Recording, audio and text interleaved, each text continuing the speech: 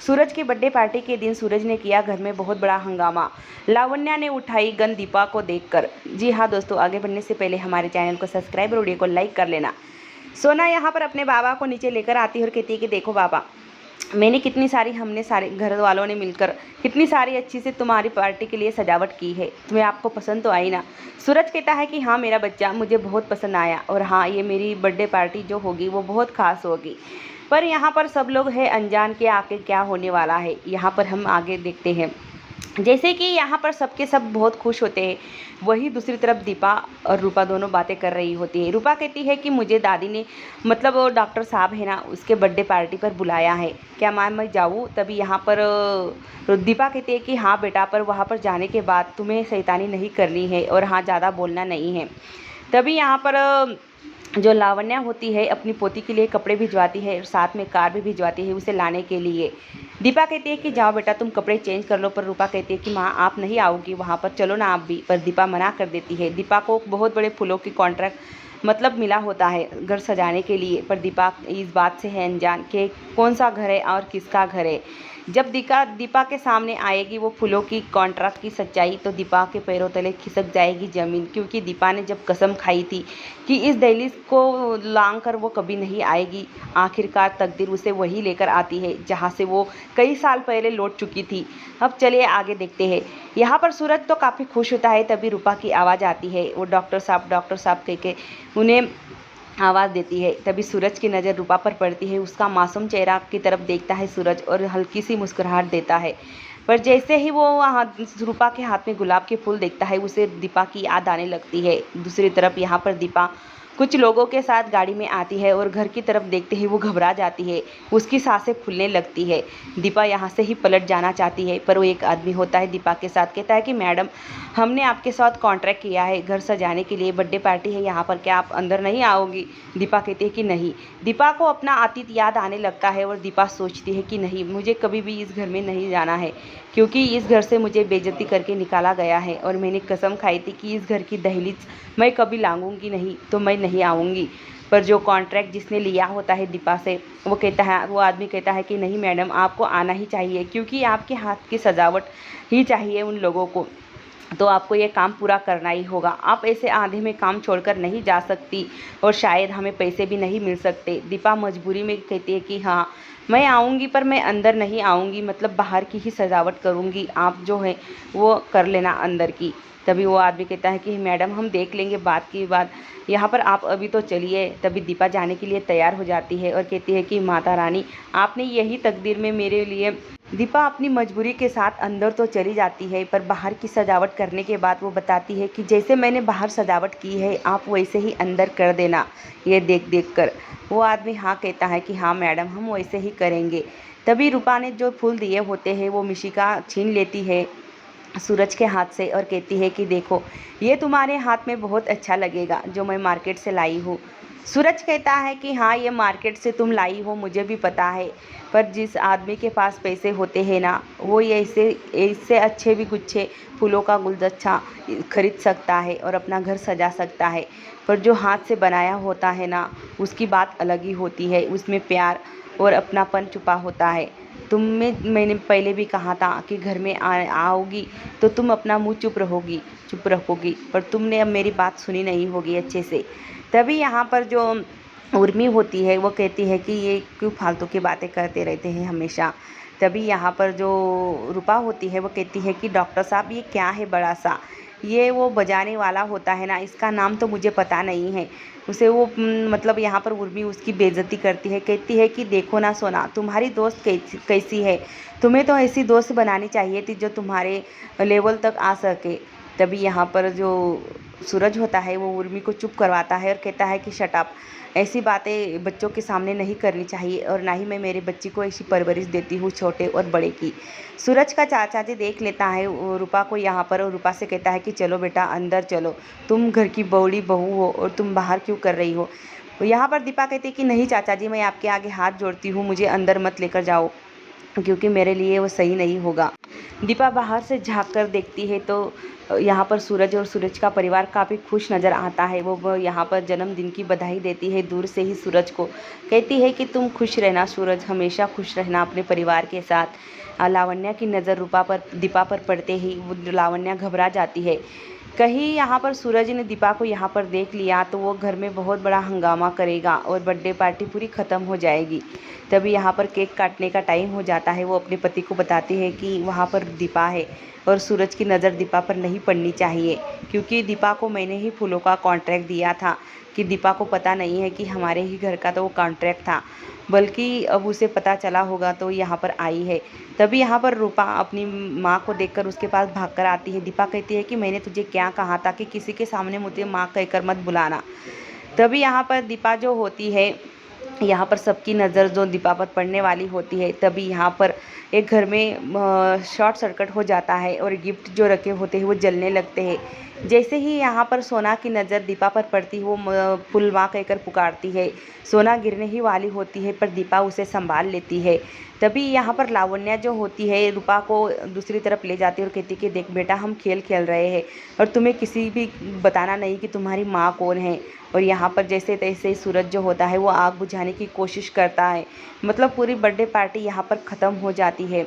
और यहाँ पर दीपा और सोना नीचे बैठी ये सब कुछ देख रही होती है, क्योंकि सोना नीचे गिर जाती है और दीपा उसे उठाने के लिए वहाँ पर आ जाती है। तभी यहाँ पर वो लावण्या जो होती है रूपा से कहती है कि बेटा, तुम्हें अंदर नहीं आना चाहिए, अभी तुम यहीं पर ही रुको, नहीं तो सबके सवाल खड़े हो जाएंगे और वो उंगली तुम्हारी तरफ ही उठेगी। तभी यहाँ पर जो सूरज होता है यहाँ पर अपनी सोना बेटा से कहता है कि क्या कहा तुमने अभी, इसका नाम क्या है। तभी सोना कहती है कि हाँ पापा, यही तो है मेरी फुल माँ, आपको पता नहीं है, ये पहले भी हमारे घर आ चुकी है। तभी यहाँ पर सूरज कहता है कि तुम क्या कह रही हो, मतलब पहले भी आ चुकी हो, मतलब इस घर में तुम आ चुकी हो पहले भी। तभी यहाँ पर सूरज काफ़ी गुस्से भरी नज़रों से दीपा की तरफ देखने लगता है। तभी यहाँ पर सोना कहते हैं कि हाँ पापा, जो हमारा नया वाला घर था ना, गृह प्रवेश था, उस दिन दादी ने बुलाया था, दादाजी ने और दादी ने बुलाया था फुलमाँ को वहाँ पर, तो आपको पता नहीं है। तभी यहाँ पर सूरज को एकदम से झटका लगता है कि उसके परिवार ने उससे इतनी बड़ी सच्चाई छुपाई, क्योंकि वो चुपके से दीपा से मिलने लगे हैं, उससे बातें करने लगे हैं और वो पूरी कोशिश कर रहे हैं कि दीपा इस घर में वापस आ जाए। सूरज कहता है कि ये तो कहीं भी आ जाती है मुंह उठाकर, अब तो इसे खाली हाथ तो नहीं भेजूंगा ना। आओ तुम भी मेरी बर्थडे पार्टी एंजॉय करो, चलो केक खा लो तुम भी, तुम्हें भी अच्छा लगेगा। सूरज गुस्से में दीपा से कहता है, उसकी माँ उसे रोकने की कोशिश करती है। तभी यहाँ पर सोना कहती है कि पापा, आप ऐसी बातें क्यों कर रहे हो, ये मेरी फुल माँ है, बहुत अच्छी है। तभी यहाँ पर सूरज कहता है सबसे कि तुमने भी मुझे धोखे में रखा है, सब लोगों ने, सारा परिवार ने मुझे धोखे में रखा है, बल्कि दीपा 2 बार आ चुकी है हमारे घर और मुझे पता भी नहीं है। यहाँ पर उसकी माँ कहती है कि देख बेटा, अब यहाँ पर बहुत सारे मेहमान हैं, तुम ऐसे हंगामा मत करो, घर में शोर मत करो ज़्यादा। तभी यहाँ पर तो सूरज कहता है कि शोर तो मेरी ज़िंदगी का हो चुका है, हंगामा सब कुछ, मेरी ज़िंदगी तहस नहस हो गई है। अब मैं किसी की सुनूंगा नहीं, जो मुझे अच्छा लगेगा अब मैं वही करूँगा। यहाँ पर जो सूरज होता है गुस्से में केक लेने जाता है पर उसकी माँ उसे रोकती है, कहती है कि नहीं बेटा, आज के दिन तो मत ऐसी बातें कर, क्योंकि दीपा यहाँ पर अनजाने में आई है। तभी सूरज कहता है कि इसने तो कहा था कई साल पहले कि इस घर की दहलीज लांग कर नहीं आएगी, फिर अब मुँह उठा के क्यों आ गई यहाँ पर, मुझे इसकी शक्ल भी नहीं देखनी, और ख़ासकर मेरे बर्थडे के दिन ये मेरे सामने क्यों आई। दीपा वहाँ से चली जाती है, रूपा से कहती है कि चलो बेटा, यहाँ से हमें जाना होगा, अब यहाँ पर रुकना हमारे लिए मतलब ज़्यादा देर तक ठीक नहीं होगा। रूपा कहती है कि क्या हुआ माँ, तुम रो क्यों रही हो, तुम मतलब आपको कुछ कहा क्या घर में से किसी ने। तभी दीपा कहती है कि नहीं बेटा, सिर्फ हमें घर जाना है।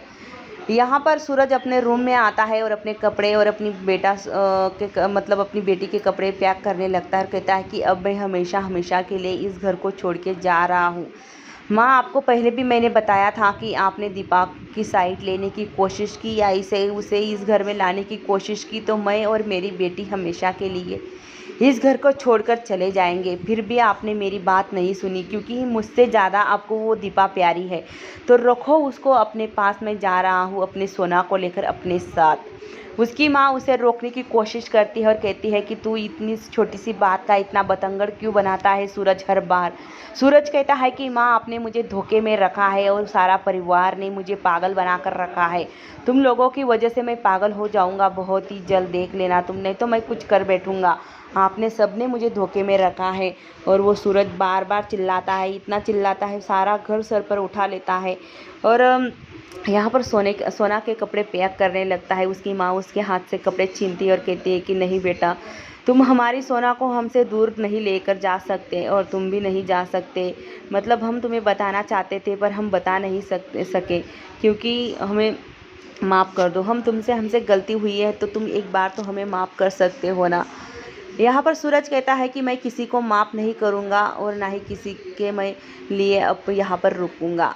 तभी यहाँ पर सूरज कहता है कि तुम सब लोगों ने मुझे धोखे में रखा है, अंधेरे में रखा है, तुमने दीपा का साथ दिया है। दीपा उस दिन घर पर आई थी, मैंने पूछा था कि ये औरत कौन है, पर उसने अपना चेहरा छुपा लिया था। आपने कहा था कि खाना बनाने वाली है, फिर भी इतना बड़ा झूठ, और आज भी वो हमारे घर पर आकर खड़ी हो गई। कल वो यहाँ पर भी आ सकती है और मेरी बेटी को अपना बना लिया है उसने। देखा ना माँ आपने कितनी चालबाज है। मतलब उसके पास उसका पति, उसकी बेटी, परिवार होते हुए भी वो मेरी बेटी से क्यों प्यार करती है इतना। आपको पता है उसके पीछे कोई उसका शतरंज मतलब चाल होगी, वो मेरी बेटी को मुझसे छीनना चाहती है। यहाँ पर लावण्या कहती है कि हो सके तो बेटा मुझे माफ़ कर दो, मैं तुम्हारे आगे हाथ जोड़ती हूँ, पर यह किस्सा अब यहीं पर रोकना होगा। तुम ज़्यादा बात का बतंगड़ बना रहे हो। सूरज कहता है कि मैं बात का बतंगड़ बना रहा हूँ। तभी यहाँ पर लावण्या कहती है कि अब से तुम मेरा चेहरा नहीं देख पाओगे। वो गन निकालती है और अपने सर पर रख लेती है और कहती है कि देख बेटा, अब तुम्हें मेरी यही सज़ा होगी ना। तुम मुझे सज़ा देना चाहते हो ना कि मैं तुम्हें अपना चेहरा नहीं दिखाऊंगी, हमेशा हमेशा के लिए इस दुनिया को छोड़ के चली जाऊंगी। पर जो जॉय होता है वो अपनी माँ से कहता है कि माँ आप ऐसे क्यों कर रही हो, मतलब घर में परेशानी बहुत है, आप ऐसा मत करो। तभी यहाँ पर लावण्या कहती है कि ये लड़का मुझे गलत साबित ठहरा रहा है, तो ये देखो मैं अब इसको अपना चेहरा कभी नहीं दिखाऊंगी और यही मेरे लिए सज़ा होगी। तभी यहाँ पर जॉय और उसका चाचा जो होता है लावण्या से गन छीन लेता है और कहता है कि माँ आप ये पागलों की तरह हरकतें क्यों कर रही हो। भैया तो पहले से ही गुस्से में है, फिर भी आप ज़्यादा गुस्सा कर रही हो। जाने दो ना, अब यही बात को यहीं पर ख़त्म करो ना। तभी लावण्या कहती है कि तुम हमारे घर की इस जड़ को यहाँ से उखाड़ कर ले जाओगे तो इस घर के लोग क्या उसके बिना जी पाएंगे, सोना के बिना। तुमने कैसे सोच लिया कि तुम्हारी माँ तुम्हें धोखा दे रही है। तुमने ये सच्चाई जानकर इतना हंगामा किया, तो आगे की सच्चाई तुम जानोगे तो कितना बड़ा हंगामा होगा। यहाँ पर वो लावण्या जो होती है काफ़ी रोती है। रात होते ही अपने पति से कहती है कि मैंने माँ मैंने बहुत रोई हूँ मैं, और देखा ना सूरज ने कितना बड़ा हंगामा किया।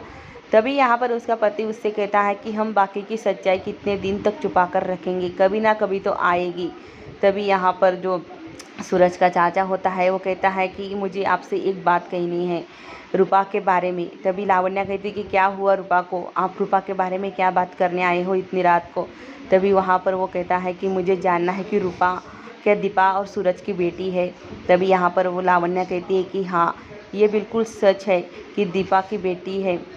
रूपा जो है वो सूरज और दीपा की बेटी है, हमारे घर का खून है, हमारे घर का वारिस है। तभी यहाँ पर जॉय जो होता है वो काफ़ी खुश हो जाता है और कहता है कि माँ मुझे पहले से ही लग रहा था, बिल्कुल वो भैया और तुम्हारे जैसी है। उसका रहने का स्टाइल, बोल चाल और उसकी जो हाव भाव है वो बिल्कुल आपके जैसे है।